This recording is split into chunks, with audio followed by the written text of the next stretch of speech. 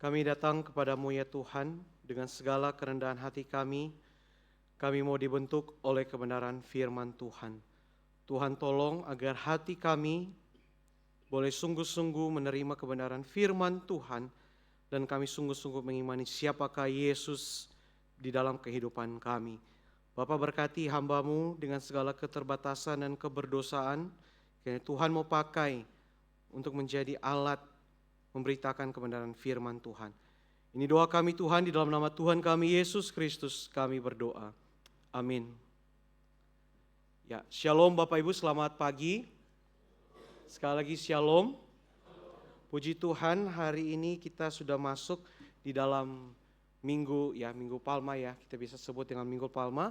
Dan kalau Bapak Ibu memperhatikan bahwa hari ini juga kita akan bersama-sama mengikuti perjamuan kudus yang pertama kali ya kita adakan di gedung gereja kita ini.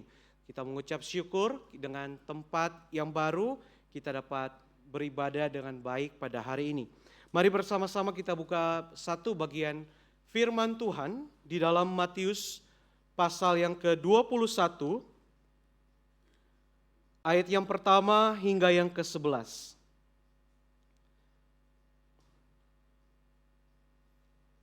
Matius 21 ayat yang pertama hingga yang ke-11. Saya akan membacakan ayat yang pertama, Bapak Ibu akan bergantian dengan saya. Demikian seterusnya hingga ayat yang ke-11. Matius 21 ayat yang pertama hingga yang ke-11. Yesus dielu-elukan di Yerusalem. Ketika Yesus dan murid-muridnya telah mendekati Yerusalem dan tiba di Betfage di Bukit Zaitun, Ia mengutus 2 orang muridnya. Ayat 2.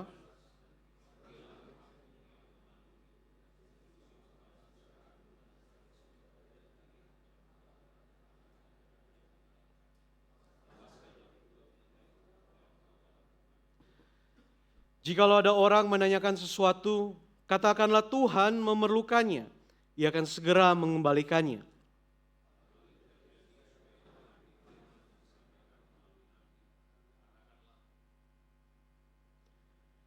Katakanlah kepada putri Sion, lihat rajamu datang kepadamu. Ia lemah lembut dan menunggang seekor keledai dan seekor anak keledai beban.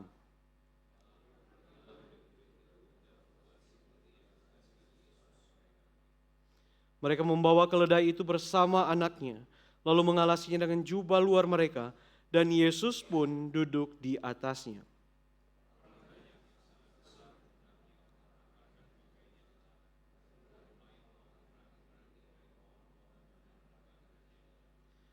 Orang banyak yang berjalan di depan Yesus dan yang mengikutinya dari belakang berseru, Hosana bagi anak Daud, diberkatilah dia yang datang dalam nama Tuhan, Hosana di tempat yang maha tinggi.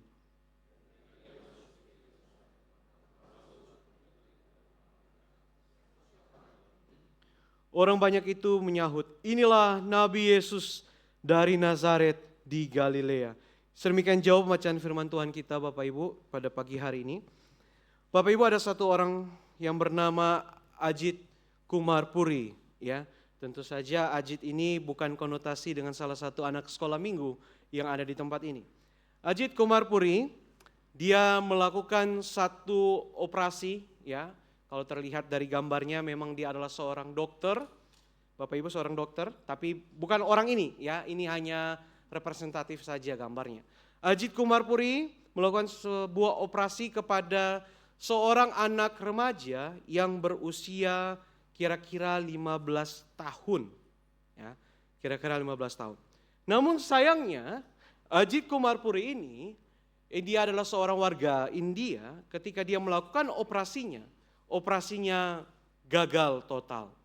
Dan anak yang berusia 15 tahun itu juga meninggal dunia. Bapak Ibu mau tahu apa penyebabnya? Kenapa operasinya gagal? Ini adalah satu berita yang menggemparkan di tahun 2024 di bulan September. Karena Ajit Kumar Puri ini adalah dokter gadungan Bapak Ibu. Ketika dia melakukan operasi itu, dia sambil operasi, sambil dia lihat tutorial di YouTube.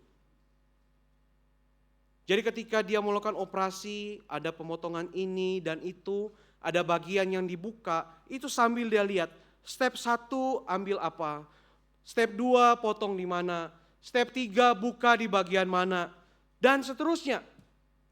Ternyata dia bukanlah dokter yang sesungguhnya. Namun bagi orang tua pasien ini sudah terlanjur menaruh satu harapan yang besar kepada Ajit Kumar Puri. Orang tua pasien percaya bahwa dia ini adalah seorang dokter yang dapat menyembuhkan anak mereka yang berusia 15 tahun. Namun naasnya mereka tidak tahu bahwa ketika mereka menaruh harapan kepada seorang Ajit Kumar Puri ini, dia ternyata bukan dokter yang sesungguhnya. Dia hanyalah seorang dokter palsu, tidak mengerti apa-apa, dan sepertinya melakukan satu pelanggaran hukum karena melakukan operasi, tapi dia bukanlah seorang dokter.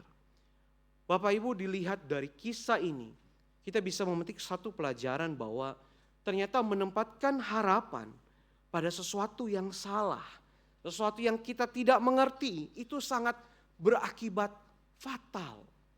Di dalam kasus ini, orang tuanya menaruh harapan kepada seorang dokter yang palsu itu. Dan akibatnya sangat fatal sekali Bapak Ibu. Saya jujur tidak mengerti kenapa seorang dokter palsu ini bisa melakukan operasi, seperti apa bisa kejadiannya tepat, tetapi ini adalah satu yang naas sekali. Kalau kita bisa mengalami hal yang seperti ini, kita juga yakin bahwa ini satu penderitaan yang mungkin tidak dapat kita bayangkan. Kita menaruh harapan, tetapi ternyata harapan kita kepada orang itu, kepada sesuatu itu adalah sesuatu yang salah.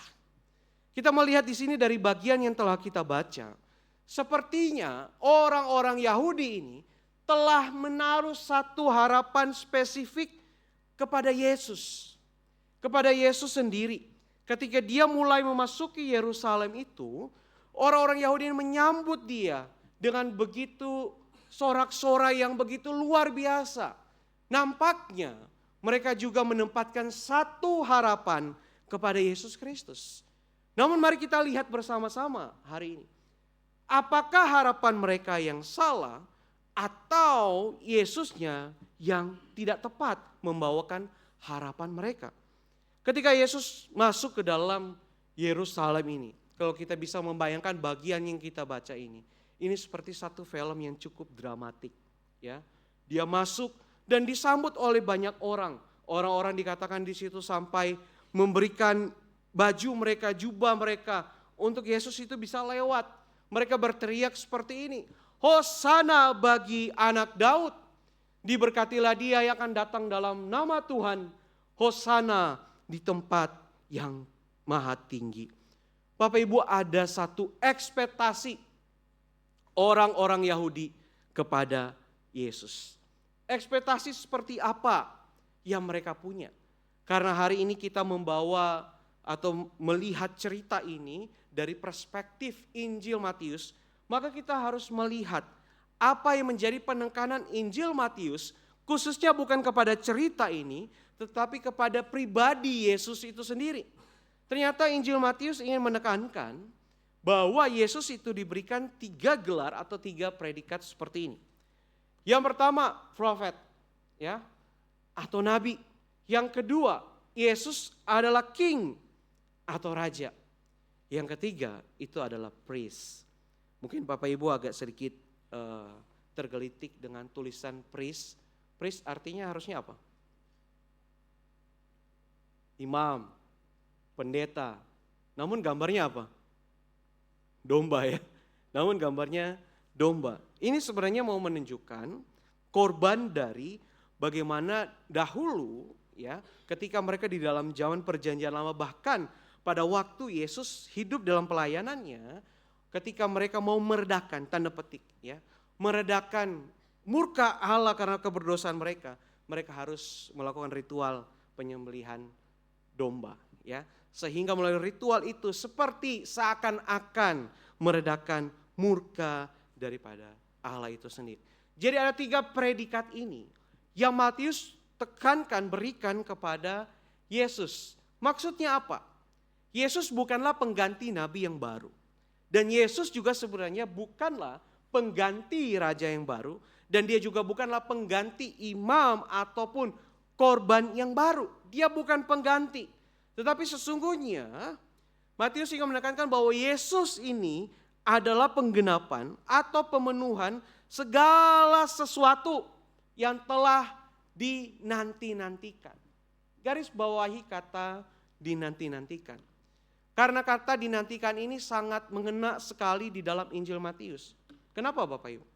Hanya di dalam Injil Matius Bapak Ibu akan menemukan bahwa setiap ayat, setiap elemen yang ditampilkan di sana itu selalu ada quotation-nya atau ada kutipannya dari perjanjian lama. Maksudnya adalah sungguh-sungguh ingin menekankan bahwa Yesus ini adalah Mesias, adalah Raja, adalah Nabi, adalah Imam, adalah korban Allah itu sendiri yang sudah dari sejak dahulu kala sudah dinubuatkan di dalam perjanjian lama. Jadi bagi perspektif Matius ingin menunjukkan ini loh Yesus itu yang telah lama kita nanti-nantikan. Namun di dalam perspektif tersebut ada beberapa latar belakang yang terjadi dalam kehidupan orang-orang Yahudi pada masa itu. Yang pertama, dikuasai oleh Roma. Ya Bapak Ibu, kalau bagi Bapak Ibu yang mengikuti pembacaan gerakan baca Alkitab dalam 1 tahun, maka Bapak Ibu akan tahu dalam beberapa minggu ini kita sedang membahas tentang kitab, ngetes dulu, ada yang baca enggak gitu ya? Raja-raja, kitab raja-raja. Karena memang baik Israel orang Yahudi itu sendiri mereka sudah terbiasa terbiasa menjadi apa? Pemimpin. Maksudnya punya satu negara yang mereka kuasai sendiri, mereka bisa kelola sendiri, mereka bisa hidup sendiri dan mereka berkuasa tanpa adanya campur tangan orang lain. Namun naasnya ketika dalam perjanjian baru ini kita mendapati mereka tidak bisa memimpin lagi. Justru mereka yang dikatakan sebagai bangsa yang besar, namun bangsa yang besar ini ternyata harus dikuasai oleh Roma. Mereka harus hidup di dalam pemerintahan Roma. Secara fisik mereka mengalami satu tekanan. Secara fisik mereka harus hidup dalam keterbatasan. Mereka harus ikut apa yang menjadi perintah daripada Roma dan mereka tidak boleh memberontak kepada Roma. Ibarat katanya Roma mengalahkan kekuatan orang Yahudi. Mereka dikatakan lebih lemah sehingga mereka harus dikuasai oleh Roma.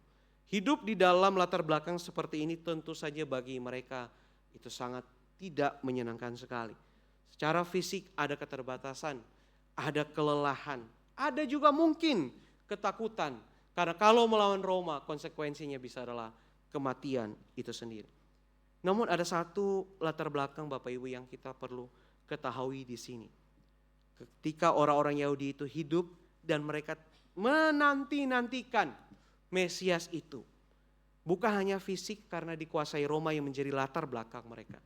Tetapi ada sesuatu yang begitu menjadi beban mereka. Selama ratusan tahun ini mereka terima. Selama ratusan tahun beban ini mereka tanggung. Keturunan demi keturunan menjadi beban mereka seperti ini. Ada satu kelelahan spiritual. Karena bagi mereka standar mereka untuk selamat adalah melakukan hukum Taurat. Kita akan melihat betapa ketatnya mereka melakukan hukum Taurat itu. Dan betapa banyaknya hukum Taurat itu.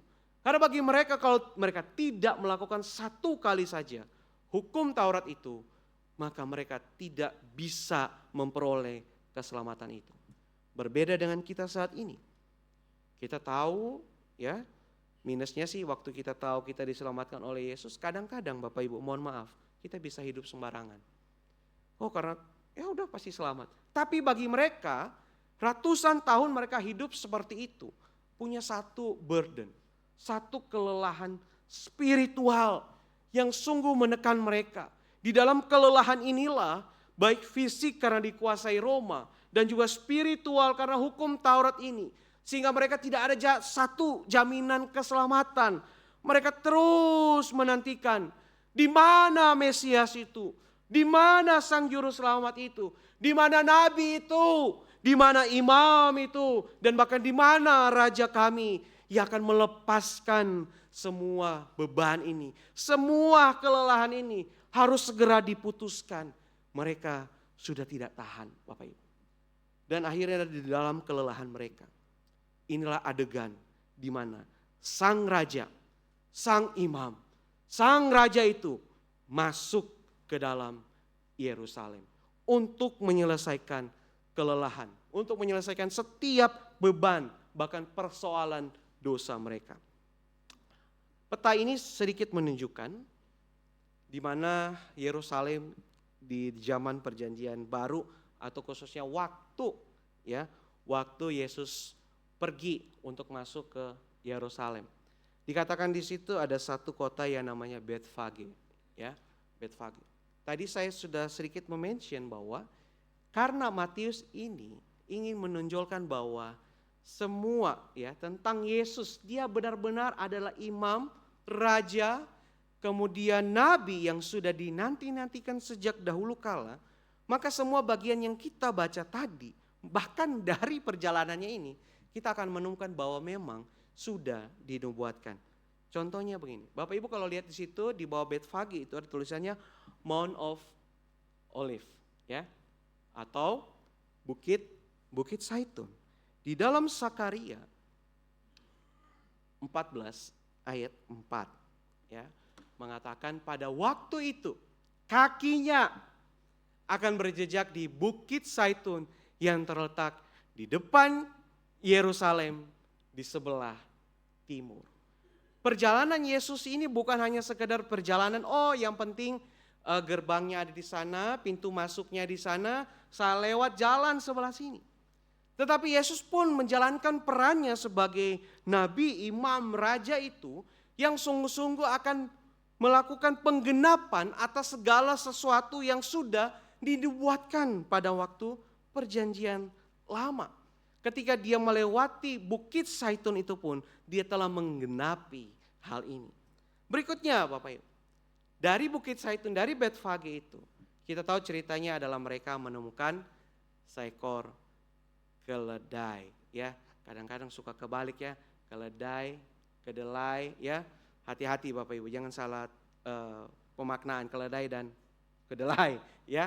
Kita melihat perjalanan berikutnya, dia masuk dari satu pintu gerbang. Nah, pintu gerbang ini memang namanya banyak sekali Bapak Ibu. Ada yang mengatakan namanya begini. Ada yang bilang ini adalah gerbang timur, ada juga yang bilang ini gerbang Susan. Nanti ada kaitannya dengan cerita-cerita dari Perjanjian Lama, tapi saya tidak akan menekankan di sini. Tapi ada juga yang bilang mengatakan Golden Gate, Golden Gate. Kalau Bapak Ibu lihat di dalam slide ini, maka sebenarnya sekarang pintu itu sudah tertutup. Berbeda dengan pada waktu Yerusalem Yesus hidup, tertutup. Ini diakibatkan ada perang, Beratusan tahun kemudian ada perang antara orang Israel dengan agama yang lain. Kemudian akhirnya karena peperangan ada pintu itu ditutup, dibuka lagi, ditutup lagi, dan akhirnya sampai sekarang gerbang itu tertutup. Namun ketika Yesus memasuki perjalanannya, dikatakan dari Bukit Zaitun di sebelah timur, ini adalah gerbang timur itu. Dan ternyata pemaknaan akan nama gerbang timur itu dalam bahasa Ibrani-nya adalah Shahar Harakim. Namanya adalah Shahar Harakim. Artinya apa?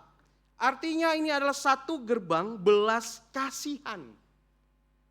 Dia memiliki satu pemaknaan, gerbang ini bukan hanya sekedar gerbang timur, tetapi gerbang ini adalah gerbang yang menunjukkan simbolisasi belas kasihan Allah.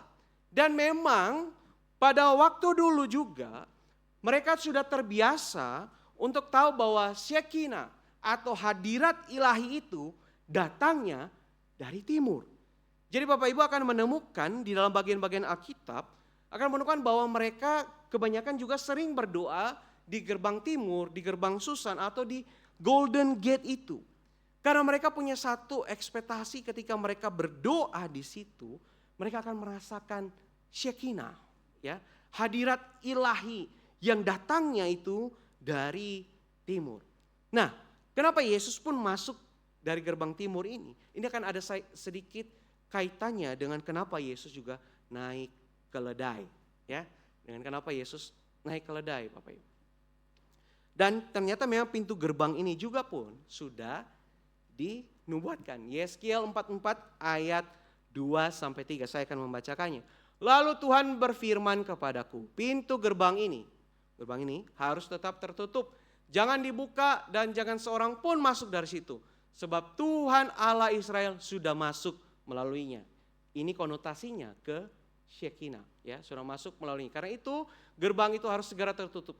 Hanya raja itu, oleh karena ia raja boleh duduk di sana makan santapan di hadapan Tuhan. Raja itu akan masuk melalui gerbang itu dan akan keluar dari situ.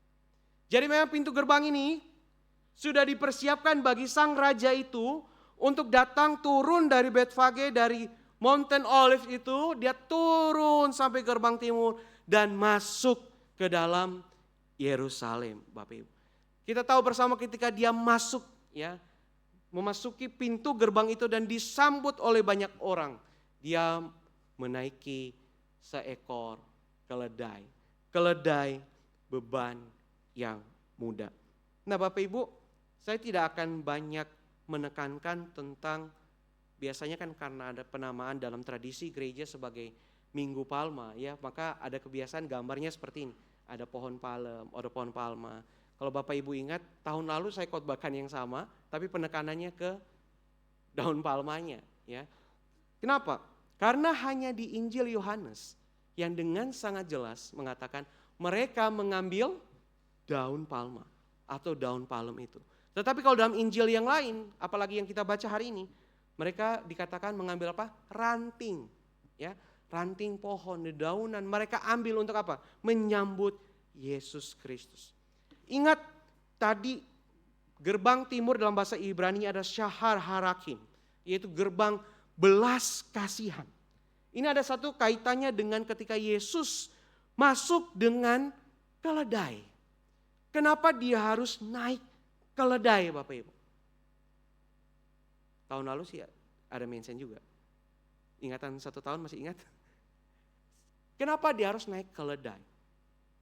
Kalau raja-raja pada masa itu, kalau berperang naik keledai atau naik apa, Bapak Ibu?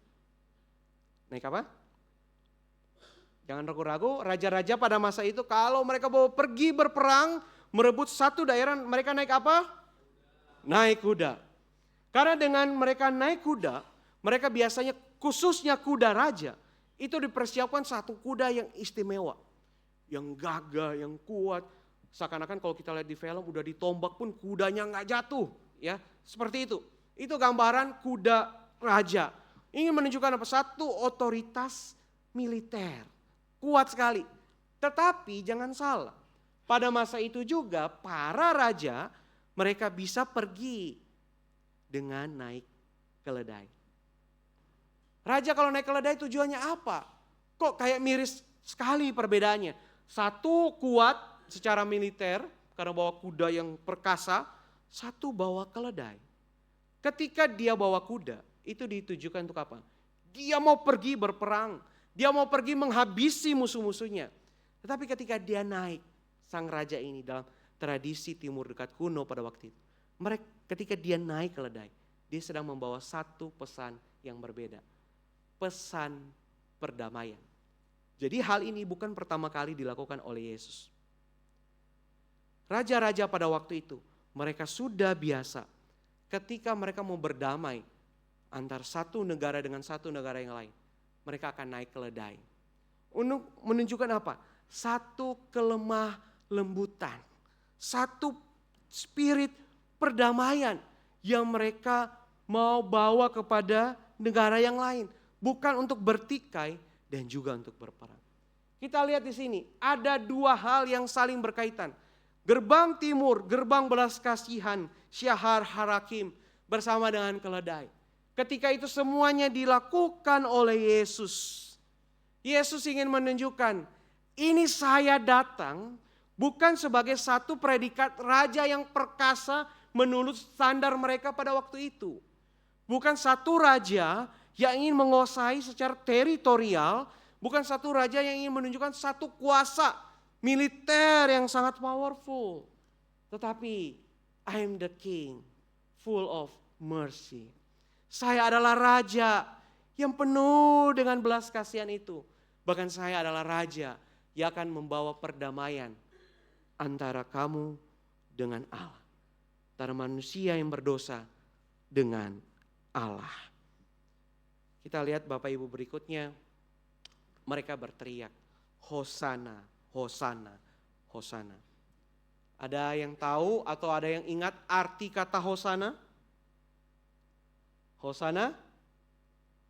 Hosana, ku memuji Tuhan, ya. Ada lagu sekolah minggu seperti itu, atau yang lebih ngetrennya lagi Hosana in the highest, atau lagu Hosana apapun.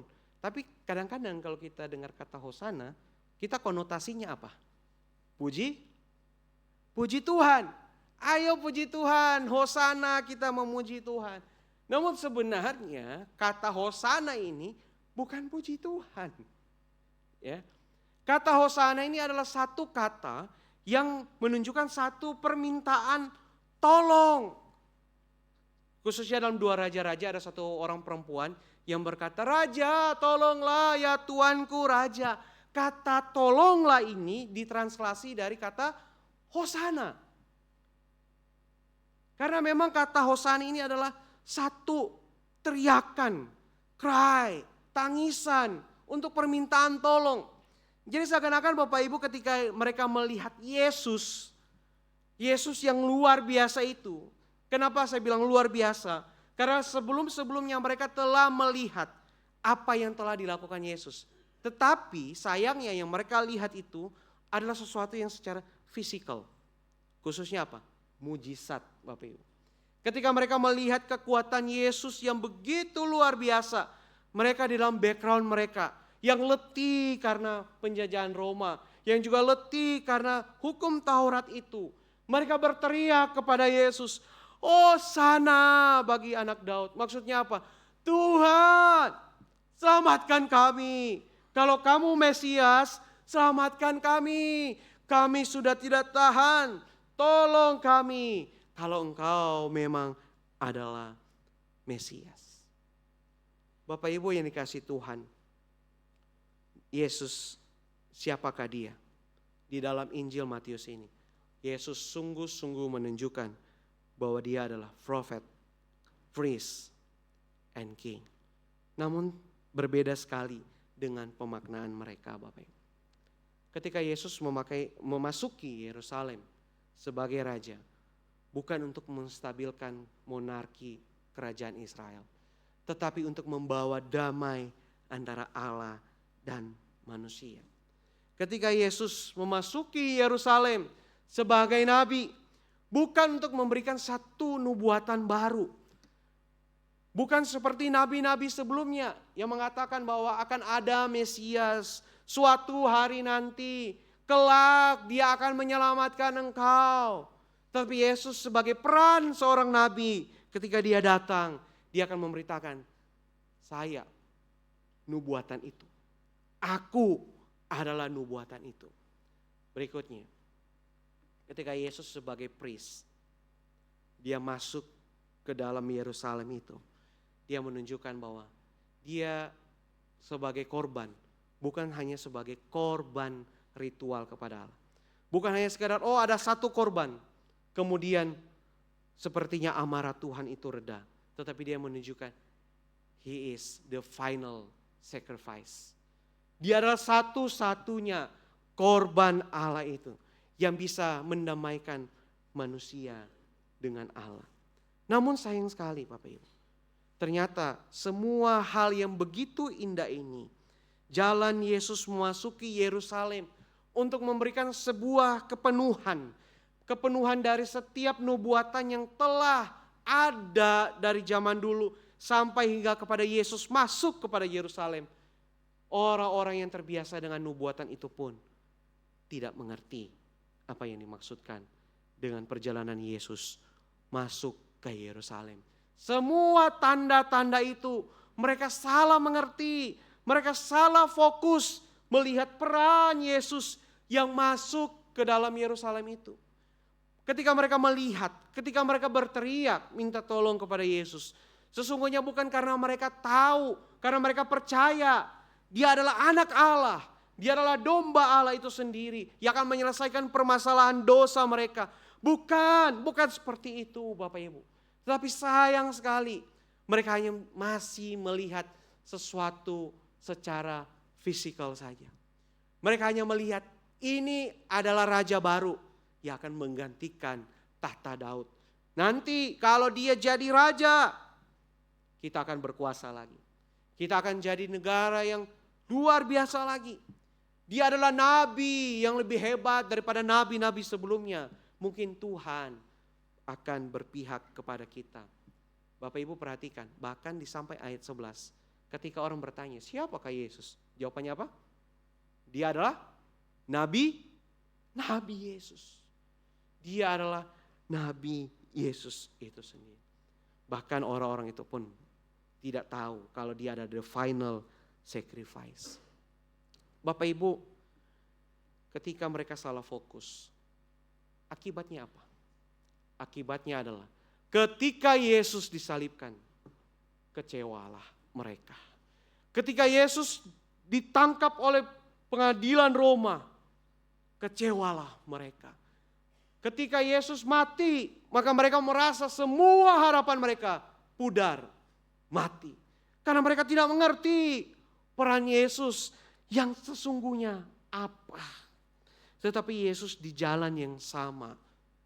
Di jalan yang sama dia memasuki Yerusalem itu.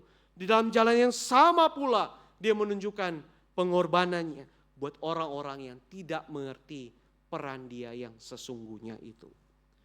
Bapak Ibu yang dikasihi oleh Tuhan, siapakah Yesus buat saya dan saudara hari ini?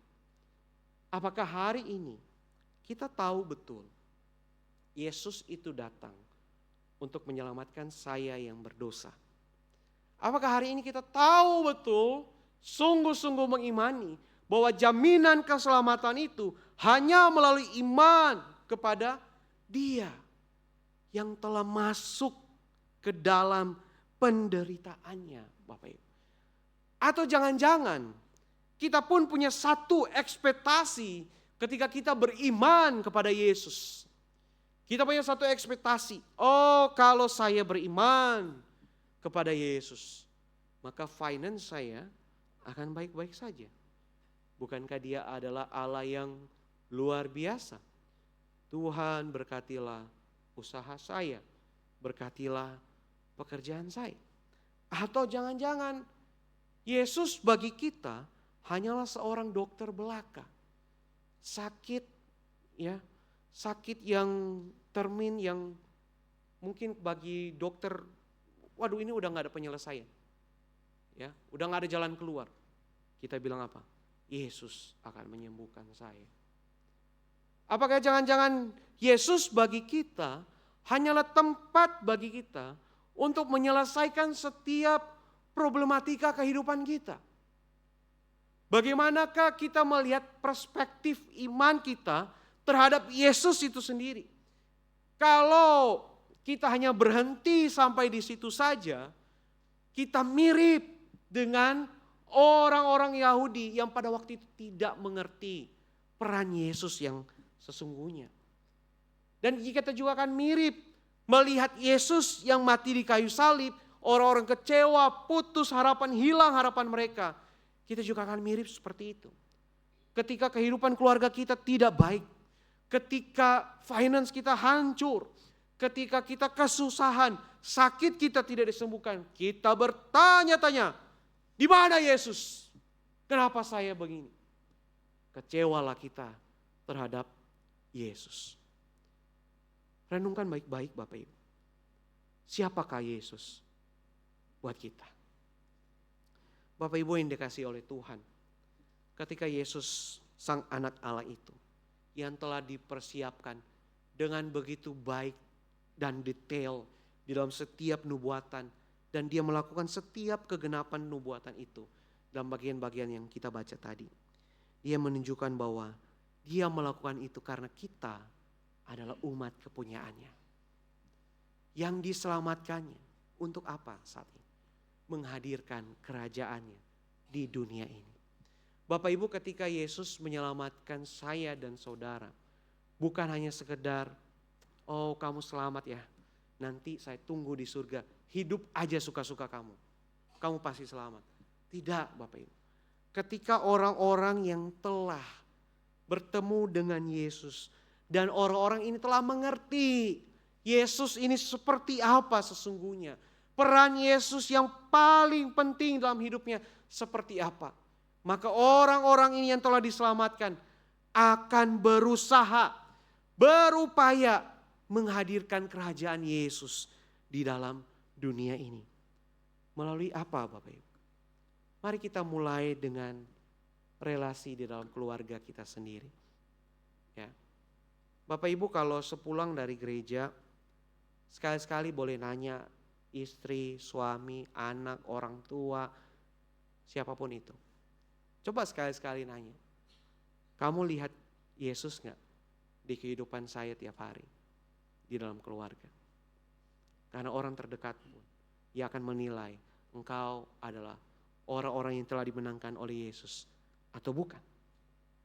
Sekali-sekali boleh nanya pekerjamu, ya, orang-orang yang mungkin menjadi bawahanmu.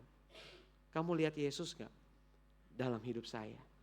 Sekali-sekali boleh nanya teman kantor, teman kerja, kamu lihat Yesus gak di dalam kehidupan saya? Atau jangan-jangan Bapak Ibu, kita jadi tidak ada bedanya dengan orang yang tidak percaya kepada Yesus. Bahkan amit-amit Bapak Ibu, kalau orang bilang masih lebih baik orang yang gak percaya Yesus daripada kita. Siapakah Yesus di dalam kehidupan kita Bapak Ibu yang dikasihi oleh Tuhan? Minggu ini di dalam tradisi gereja sebenarnya disebutkan sebagai The Holy Week. Maksudnya apa? Ketika Yesus memulai ya, masuk di dalam pintu gerbang itu, dia berjalan dan disoraki oleh banyak orang. Seketika itu juga dimulainya rentetan peristiwa penyalipan, pengorbanan Yesus yang begitu mengerikan sekali untuk kita lihat bersama-sama Bapak Ibu. Setelah minggu ini, Senin, Selasa, Rabu, Kamis, Jumat, Sabtu, dan Minggu lagi di dalam kebangkitannya. Mari bersama-sama. Jangan hanya melihat dalam satu minggu ini, oh ada hari Jumat merah, puji Tuhan. Bisa libur ya, bisa ada rest sedikit daripada pekerjaan. Jangan seperti itu Bapak Ibu. Tetapi gunakan The Holy Week ini untuk memperlambat ritme kehidupan kita.